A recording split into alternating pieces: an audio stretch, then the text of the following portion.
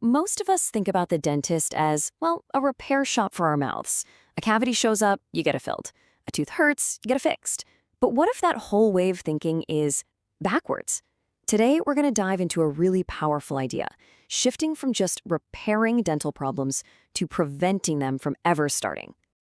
And what's wild is, this isn't some brand new idea. Get this. This quote is from G.V. Black, one of the founders of modern dentistry, and he said it all the way back in 1896.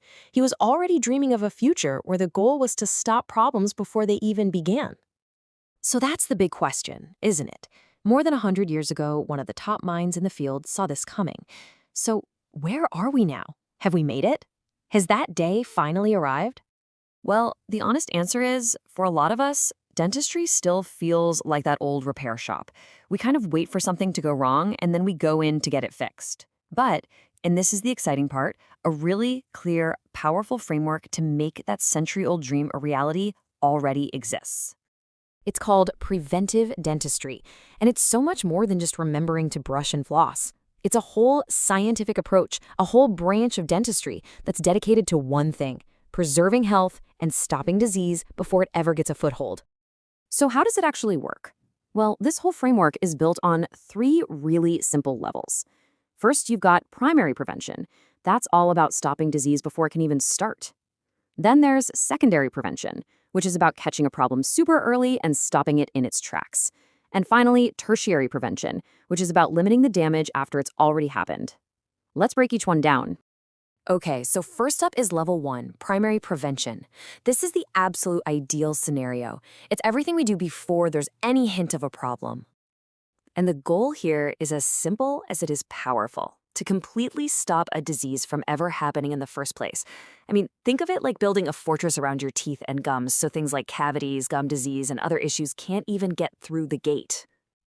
And here's what's so cool about primary prevention: it's not all on you. It's a real team effort. You see it here. You've got the individual level, which is your daily brushing and flossing. Then you've got the community level with things like water fluoridation. And finally, the professional level, where your dental team acts like a coach, giving you education and applying things like sealants. And here's what that looks like in the real world. Whether we're trying to stop cavities or gum disease, a lot of the core strategies are the same. It's about plaque control, watching your diet, and getting those professional cleanings and treatments to stay ahead of the game. Okay, but what happens if something does manage to sneak past those primary defenses? Well, that's where the next level comes in. Let's talk about secondary prevention. So at this level, a disease has technically started, but it's in its earliest stages. The goal here is basically to slam on the brakes. You want to stop it right there, reverse the damage if you can, and prevent it from turning into a much bigger, more serious problem. If we look at our table again, you can see how the jobs totally shift for secondary prevention. The focus moves from broad protection to early detection. Now, your role as an individual involves self-examination, noticing if something's off, and the professional's role is to diagnose and treat those very first signs of trouble. So the actions here get a lot more specific and targeted. A tiny early cavity might just need a small, simple filling. The very first signs of gum inflammation can be stopped with a deeper cleaning. These are like little surgical strikes designed to stop a small problem from becoming a big one. And that brings us to the final level, which honestly is what most people think of when they hear the word dentistry. This is tertiary prevention. By the time we get to this stage, a disease has already caused some real significant damage. So the goal isn't really to stop the disease anymore. It's to manage the consequences.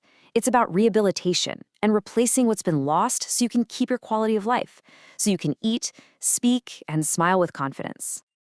And for one last time, let's look at our table. You can see that at the tertiary level, it's all about treatment and restoration. The professional is providing more complex procedures like implants or bridges, and the individual's role is to use those services to get function back. And yeah, the procedures here are probably the ones you recognize.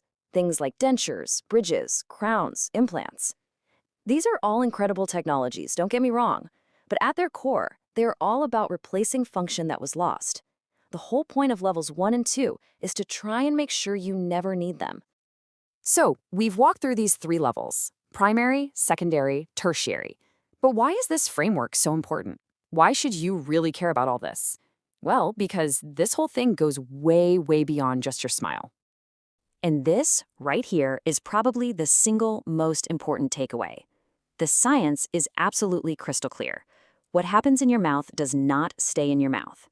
This isn't some fringe theory, it's a cornerstone of modern medicine. Your oral health is directly wired to the health of your entire body. I mean, just look at these connections. The inflammation from gum disease doesn't just hang out in your mouth. It's been linked to huge issues like diabetes and heart disease. A mouthful of cavities isn't just a tooth problem. It's a giant red flag for dietary issues that can lead to obesity. Your mouth is truly a window, and a lot of times it's an early warning system for the rest of your body. So what this means is that your dentist, your hygienist, they aren't just tooth mechanics. They are absolutely essential partners in your overall wellness journey. They're on the front lines, helping you manage risk factors that affect your entire body. So the next time you schedule a dental visit, I want you to ask yourself this question. Is this a repair appointment or is this a health appointment? Because viewing it as part of your overall health, well, that little shift in perspective can make all the difference in the world.